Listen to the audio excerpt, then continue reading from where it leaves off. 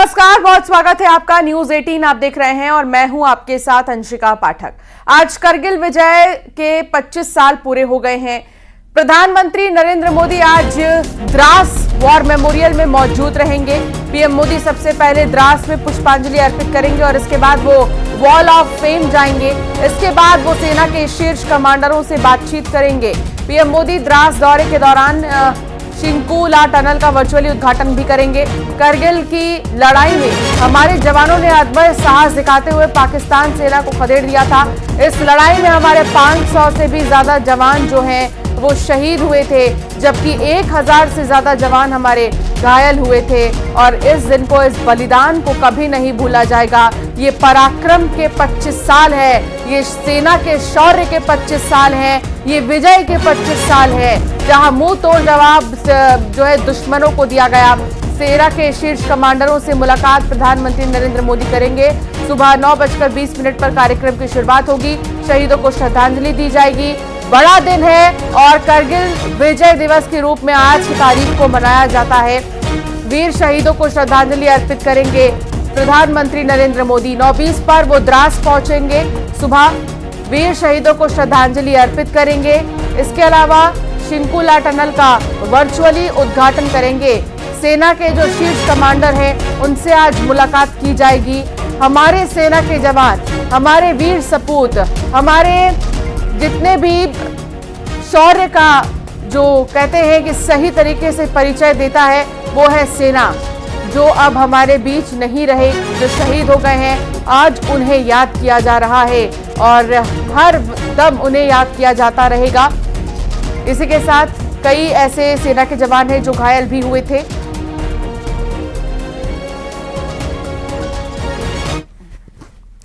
आगे बढ़ेंगे खबरों में और भोपाल की बात करेंगे। बुधनी उपचुनाव की तैयारियों में कांग्रेस जुट चुकी है। प्रदेश कांग्रेस के अध्यक्ष जीतू पटवारी का सलकनपुर और बुधनी दौरा है। बूथ और बीएलए की बैठक लेंगे और आपको बता दें कि रणनीति तैयार की जाएगी। बुधनी उपचुनाव की तैयारियों में कांग्रेस जुट गई है।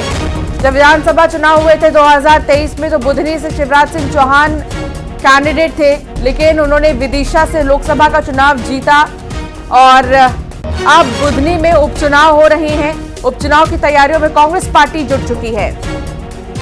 शैलेंद्र भदौरिया संवाददाता साथ जुड़ गए हैं। शैलेंद्र, उपचुनाव के लिए कांग्रेस तैयारी ताबड़तोड़ कर रही है। हालांकि ये भी ऐलान कर दिया गया है कि अब कांग्रेस और समाजवादी पार्टी दोनों मिलकर दोनों ही उपचुनाव में साथ नजर आएंगे। इससे पहले भी उनका गठबंधन था, लेकिन इतना प्रभाव नहीं नजर आया था विधानसभा चुनाव में जितना अब उपचुनाव में नजर आ रहा है।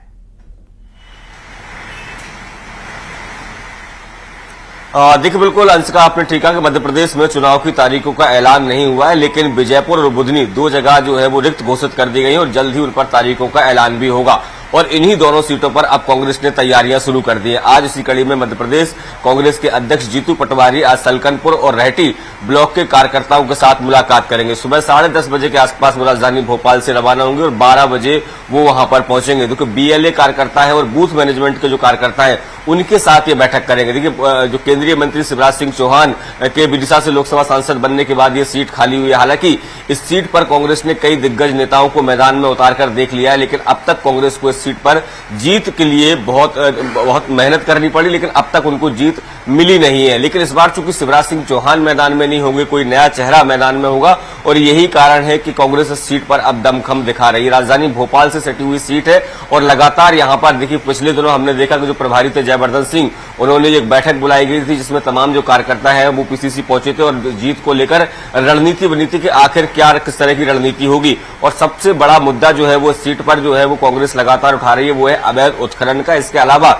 सीएम चूंकि इस सीट से लगातार विधायक रहे, 18 साल तक वो मध्य प्रदेश के सीएम रहे, लेकिन कांग्रेस का आरोप है कि जितना विकास बुधनी विधानसभा क्षेत्र का होना चाहिए था उतना नहीं हुआ और इन्हीं सब मुद्दों को लेकर जो कांग्रेस जो है वो लगातार जनता के बीच जा रही है। हालांकि कांग्रेस से अभी अधिकृत प्रत्याशी कौन होगा ये तय नहीं है, लेकिन कांग्रेस ने अपने बूथ लेवल की जो तैयारियां हैं वो जरूर शुरू कर दी है। तो अब देखना होगा कि क्या इन तैयारियों का कितना फायदा जो है वो कांग्रेस को मिलता है। दूसरी बात, और यही देखने वाली बात होगी कि जो फायदा है वो किस पार्टी को ज्यादा जाने वाला है, क्योंकि एक उपचुनाव तो हो चुका है।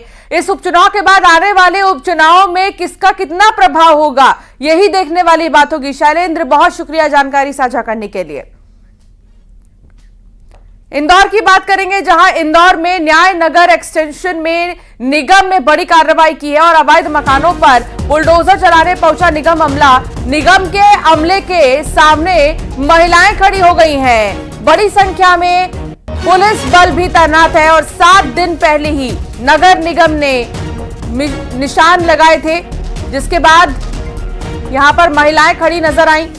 न्याय नगर एक्सटेंशन में निगम की बड़ी कार्रवाई, अवैध मकानों को बुलडोजर से हटाया जा रहा है। लेकिन इस बीच देखिए कैसे यहां पर महिलाएं सामने खड़ी हैं जो कि विरोध कर रही हैं इस एक्शन का। बड़ी संख्या में पुलिस बल भी तैनात है। 7 दिन पहले ही नगर निगम ने निशान लगा दिए थे। मिथिलेश संवाददाता साथ जुड़ गए। मिथिलेश, क्या वजह है जो महिलाएं ये कार्रवाई नहीं होने दे रही हैं? क्यों विरोध किया जा रहा है? देखिए, ये पूरा जो घटनाक्रम है या ये जो पूरा मामला है वो न्याय नगर से जुड़ा हुआ है। अब न्याय नगर में बड़ी संख्या में लोग रहते हैं। एक बहुत पुराना जो कॉलोनी है वो डेवलप हो चुका, बहुत दिनों से इसे लीगल करने की मांग भी चल रही है। न्याय नगर के कई सारे ऐसे हिस्से हैं जो पूरी तरीके से इनलीगल वहां पे कंस्ट्रक्शन किया गया है और अवैध जो निर्माण किया गया है, और आज अवैध अतिक्रमण के खिलाफ भी बड़ी कार्रवाई चल रही है। हालांकि कार्रवाई अभी शुरू नहीं हो पाई है क्योंकि महिलाएं जो है बड़ी संख्या में कार्रवाई के सामने आ गई हैं। यानी जो कार्रवाई चल रही थी उसकी आगे आगे खड़ी हो चुकी हैं, जैसे मशीन के आगे नगर निगम के जो कर्मचारी हैं जो अतिक्रमण कार्रवाई करने उनके सामने खड़ी हो चुकी है। और इस वक्त जबरदस्त दोनों के बीच में विवाद चल रहा, हंगामा चल रहा है। नगर निगम के जो लोग हैं वहाँ उस वक्त मौके पे एसडीएम मौजूद, वहां पर जो रिमूवल अधिकारी हैं लता अग्रवाल वो भी मौके मौजूद है, तमाम बड़े अधिकारी मौके पे मौजूद और वो समझाने का प्रयास कर रहे हैं कि उन मकानों को, जिन मकानों को अवैध माना गया था, अवैध अतिक्रमण है जिनका उन्हें पहले ही नोटिस दिया गया था, 7 दिन पहले उनके मकानों पे बाहर निशान लगाए गए थे और ये लीगल कार्रवाई है और जो अतिक्रमण वाले मकान है सिर्फ उन पे ही कार्रवाई की जाएगी। लेकिन कार्रवाई के खिलाफ महिलाएं सामने खड़ी हो चुकी हैं और इस वक्त जबरदस्त हंगामा देखने को मिल रहा है और इसीलिए बड़ी संख्या में वहाँ पुलिस फोर्स लगाया गया है कि कोई भी दूसरी घटना ना हो सके, उससे बचने के लिए सावधानी पूर्वक बड़ी संख्या में फोर्स लगा दिया गया। लेकिन कहीं ना कहीं इस पूरे अतिक्रमण कार्रवाई के दौरान पे शुरुआत से ही हंगामा चल रहा है और आने वाले समय में ये हंगामा और भी बड़ा हो सकता है क्योंकि ये जो पूरा क्षेत्र यहाँ पे कई मकान है, यानी कई 100 परिवार एक साथ यहाँ पे रहते हैं और इस कार्रवाई का खुलकर ये विरोध कर रहे हैं। अब देखने वाली बात है कि ये कार्रवाई किस तरीके से नगर निगम पूरी करेगा, लेकिन नगर निगम के लिए बड़ी चुनौती होने वाली है न्याय नगर में अतिक्रमण कार्रवाई को। और दूसरी तरफ अतिक्रमण के दौरान पे कई बार बड़ा बवाल भी हो सकता है, इसलिए एहतियात के तौर पर भारी संख्या में पुलिस फोर्स मौजूद है। लेकिन यहाँ पर मिथिलेश कब से कब्जा था, सवाल ये है। और जब 7 दिन पहले ही निगम की तरफ से नोटिस दिया गया था, निशान लगाए जा रहे थे, तो उस वक्त क्यों नहीं यहाँ पर लोग सतर्क हुए, क्यों नहीं लोग अलर्ट हुए?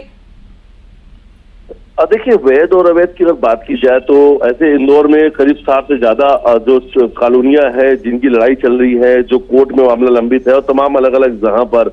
लेकिन न्याय नगर जो है, इस न्याय नगर भी कई लगभग 20 से 25 साल जो बताया जाता है कि समय हो चुका है। और लेकिन जो इसके कुछ हिस्से जो इसके पीछे की तरफ थे, जो लीगल प्रॉपर्टीज थी, उसके बाद धीरे धीरे दूसरी तरफ इसमें कंस्ट्रक्शन होना शुरू हो चुका है और जिसे नगर निगम ने कहा कि ये पूरी तरीके से अवैध है और ये जो मकान बाद में बनाए गए हैं इसके लिए कोई भी परमिशन नहीं लिया गया, ना इसके लिए कोई नक्शा का अप्रूवल लिया गया है और उसके बाद उसके और भी बावजूद लोगों ने अपने मकान का निर्माण कर लिया है। और ऐसे मकान जो अवैध, जो इनलीगल के, जो नगर निगम के रिकॉर्ड में नहीं है, उन मकानों के पर ही बुलडोजर चलेगा। लेकिन बुलडोजर के आगे महिलाएं खड़ी हो चुकी हैं और जो विवाद जो है वो लगातार बढ़ता जा रहा है और एहतियात के तौर पर पुलिस फोर्स मौजूद है। बड़ी चुनौतियां होने वाली है और कहीं ना कहीं आज एक बड़ा बवाल भी हो सकता है इस कार्रवाई के दौरान। बहुत शुक्रिया मिथिलेश जानकारी साझा करने के लिए और नजर बनाए रखिएगा।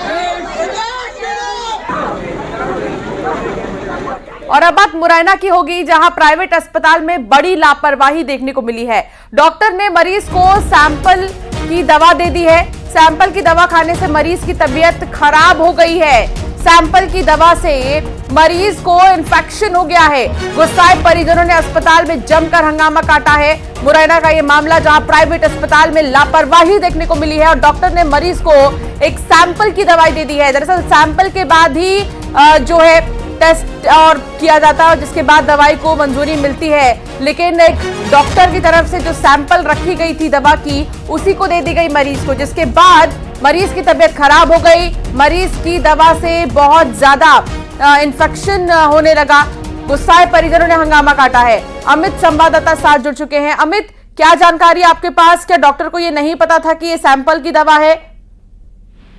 बिल्कुल, देखिए डॉक्टर को मालूम था, सब कुछ मालूम था, उसके बाद भी डॉक्टर ने इस तरीके की दवा दी है। और ये पूरा घटनाक्रम है कोतवाली थाना क्षेत्र के जीवाजीगंज स्थित नारायणा हॉस्पिटल का है, जहां 21 तारीख को एक जयवर्धन नाम का 5 वर्षीय बच्चे को लेकर के उसके माता पिता आए थे। उसके पेट में दर्द हो रहा था, उसी को दिखाने के लिए हॉस्पिटल लेकर के आए थे, लेकिन डॉक्टर ने उसे जो सैंपल वाली दवा होती है उन पे साफ लिखा रहता है कि नॉट फॉर सेल। उसके बाद भी डॉक्टर ने उन्हें सेल किया और अस्पताल में उन्हीं दवाओं को दे दिया था। उन दवाओं को लगातार 2 से 3 दिन जो घायल बच्चे के माता पिता थे उन्होंने दिया। उसके बाद लगातार बच्चे की स्थिति वो और भी गंभीर होने लगी, उसकी आवाज रुकने लगी और बॉडी पर पूरी पर स्पॉट बन गए थे। उसके बाद उन्होंने दूसरे हॉस्पिटल में दिखाया, तब जाकर के डॉक्टर ने दूसरे हॉस्पिटल में पूछा था कि इसको क्या दवा दी है जो इन्फेक्शन कर रही है। उसके बाद जो दवाएं दी थी वह सामने आई, उनमें साफ लिखा हुआ था कि नॉट फॉर सेल और सैंपल की दवा है।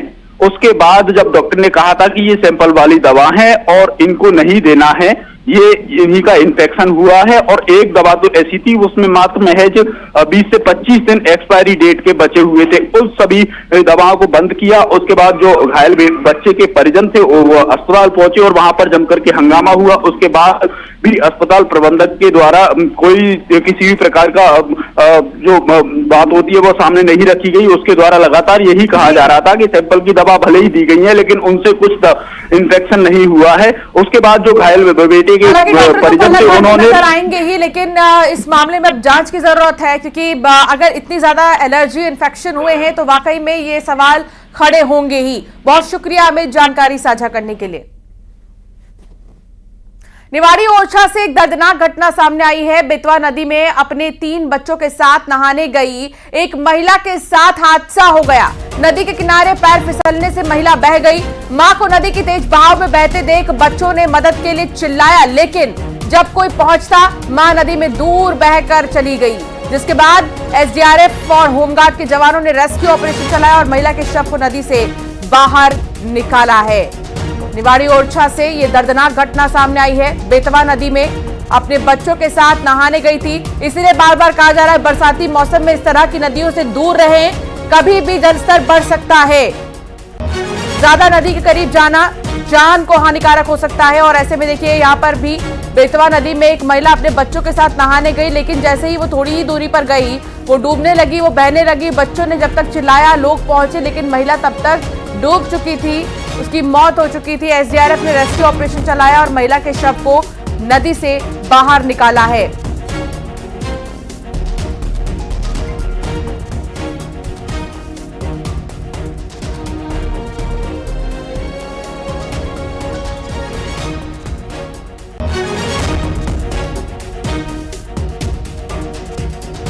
निवाड़ी का यह मामला, और बेतवा नदी का जलस्तर बढ़ा जिसकी वजह से महिला डूब गई।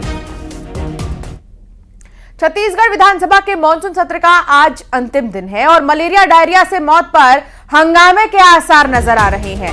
स्वास्थ्य समस्याओं को लेकर विपक्ष के स्थगन पर चर्चा भी होगी। विपक्ष ने इलाज की व्यवस्था पर सवाल उठाए थे।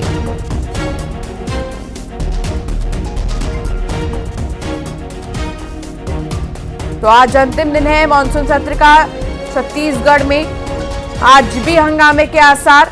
हालांकि मलेरिया और डायरिया ये 2 ऐसे मुद्दे हैं जो उठाए गए थे सदन में, जिस पर चर्चा की मांग विपक्ष कर रहा था कि स्वास्थ्य सुविधाएं बेकार हैं, कोई रोडमैप नहीं है, स्वास्थ्य सुविधाओं को बेहतर करने के लिए सरकार के पास इस तरह के आरोप विपक्ष लगाता नजर आया था बीते दिन, और आज भी कहा जा रहा है कि इसी मुद्दे पर चर्चा संभव है। युगल तिवारी संवाददाता साथ जुड़ चुके हैं। युगल, मलेरिया और डायरिया ये 2 ऐसी बीमारी है जो तेजी से पैर पसार रही हैं छत्तीसगढ़ में। कई ऐसे गांव, कई ऐसे शहर हैं जहां पर केसेस लगातार दिन पर दिन बढ़ते ही जा रहे हैं। इन मुद्दों को आज भी सदन में उठाया जाएगा। क्या कुछ जानकारी आपके पास? आज अंतिम दिन कितना खास होने वाला है? जी देखिए, बिल्कुल आज अंतिम दिन है विधानसभा के मानसून सत्र का और हंगामेदार हो सकता है। महिला बाल विकास मंत्री हैं, खाद्य मंत्री हैं, जो प्रश्न लगे हुए हैं उनका जो जवाब है वो आज सदन पर देंगे, विधानसभा में देंगे। इसके साथ ही साथ अगर हम बात करें तो जैसे ही मानसून का सीजन आता है वैसे ही जल जनित बीमारियां हैं उनका प्रकोप है वो लगातार बढ़ता है। बिलासपुर है, दुर्ग है, रतनपुर है, ऐसे जगहों पर जो मलेरिया के साथ साथ बस्तर में मलेरिया का प्रकोप देखने को मिलता है। और अगर हम इन अन्य जिलों की बात करें तो वहाँ डायरिया का प्रकोप लगातार जारी है। तो गुरुवार को जो कांग्रेस ने जो प्रश्न लगाए थे, जो स्वास्थ्य व्यवस्था को लेकर के तीखा सवाल है, वो हो सकता है सदन में, चूंकि आज अंतिम दिन है तो ऐसे में विधानसभा का सत्र जब शुरू होगा तो हंगामेदार हो सकता है, क्योंकि लगातार कांग्रेस है, आक्रामक तेवर है विधानसभा में देखने को मिल रहा है। साथ ही बीजेपी उन्हें माकूल जवाब देने के लिए पहले तो खूब तैयारियां की हैं और जैसे ही प्रश्न लगते हैं तो उसका जो जवाब है वो दिया जाता है। तो ये कहा जा सकता है कि आज अंतिम दिन है और हंगामे के पूरी आसार है। जी अंशिका। बिल्कुल, लेकिन सवाल ये है युगल कि मलेरिया और डायरिया ये दो अहम मुद्दे तो है ही स्वास्थ्य से जुड़े, लेकिन सरकार की तरफ से भी क्या किसी चर्चा की पेशकश की गई है क्या? आज मलेरिया और डायरिया के अलावा और कौन से मुद्दे ऐसे हैं जो सदन में गूंजेंगे? जी बिल्कुल, देखिए महिला बाल विकास से जुड़ा हुआ जब सवाल वो उसमें लगा है तो रेडी टू ईट जो भोजन है वो बच्चों को नहीं मिल पा रहा है, कुछ दिक्कतें आ रही हैं और बहुत सारे ऐसे आंगनबाड़ी केंद्र हैं तो उससे जुड़े हुए सवाल हैं वो आ सकते हैं। इसके अलावा पीडीएस का जो मामला था पूर्ववर्ती सरकार में, तो पीडीएस को लेकर के चूंकि खाद्य मंत्री भी जवाब देंगे, तो खाद्य मंत्री जब दयालदास बघेल जवाब देंगे तो विपक्ष है वो खाद्य में गड़बड़ी को लेकर के, राशन में अव्यवस्था को लेकर के ये सवाल है वो पूछ सकते हैं, तो उसका जवाब है वो देंगे। तो कुल मिलाकर ये कहा जा सकता है कि विपक्ष लगातार स्वास्थ्य अव्यवस्थाओं को लेकर के सदन में राज्य सरकार को घेरने का प्रयास कर रही है। तो स्वास्थ्य से जुड़ा हुआ जो मुद्दा है, क्योंकि डायरिया है और इसके अलावा मलेरिया है, कई लोगों की जान गई है मलेरिया से, ऐसे लगातार जो बातें हैं वो सामने आ रही है। तो विपक्ष लगातार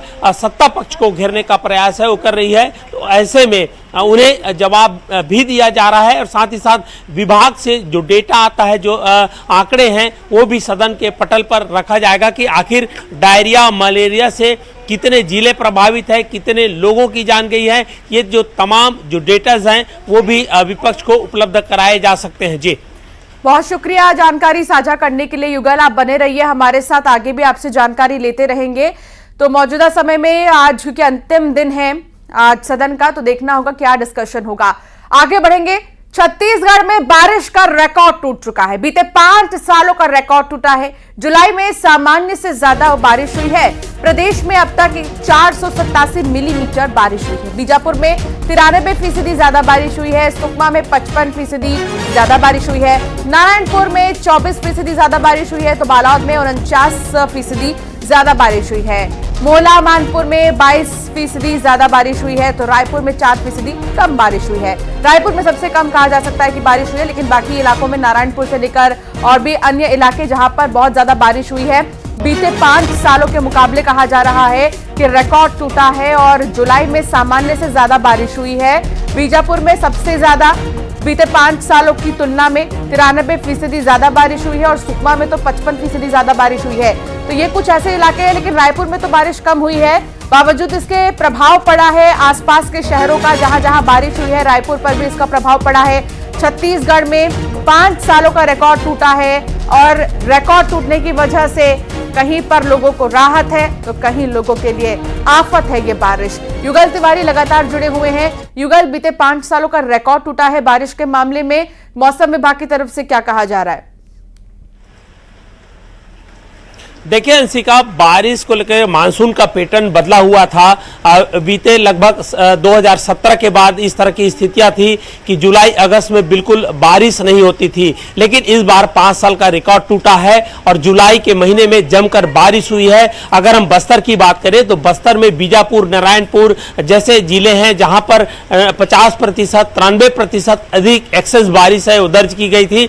प्रदेश के 17 ऐसे जिले थे जो डेफिशिएंट में कम बारिश दर्ज की गई थी, तो अब 2% ही महज कम बारिश है जो सामान्य वर्षा की श्रेणी में आ चुकी है और लगातार बारिश हो रही है। 5 दिनों से छत्तीसगढ़ के ऐसे 33 जिलों में सूर्य का दर्शन नहीं हुआ है। लगातार बारिश हो रही है, रुक रुक कर बारिश हो रही है। अब ऐसे हैं 8 जिले महज ऐसे हैं जहां पर कम बारिश दर्ज की गई है। तो कुल मिलाकर यह कहा जा सकता है कि 17 जिलों में जो डेफिशिएंट था, कम बारिश थी, वो कवर कर लिया है। महज 2% कम बारिश हुई है।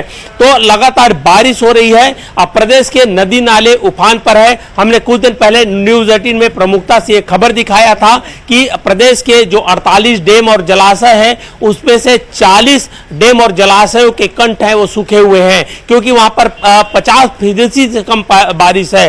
कुछ डैम तो ऐसे थे जहां 0% जो जल वहां पर बचा हुआ था, लेकिन अब डैम जलाशय हैं वो लबालब भर रहे हैं। तो ये राहत वाली बात कही जा सकती है। सरगुजा के लिए थोड़ी परेशानी है और बेमेतरा के लिए थोड़ी परेशानी है, क्योंकि ये दोनों जिले ऐसे हैं जहां पर डेफिशिएंस है, कम बारिश है। लेकिन अन्य जिले हैं जहां पर अच्छी वर्षा हो रही है और किसान के चेहरे भी खिले हुए हैं। जी बिल्कुल, बहुत शुक्रिया युगल जानकारी साझा करने के लिए।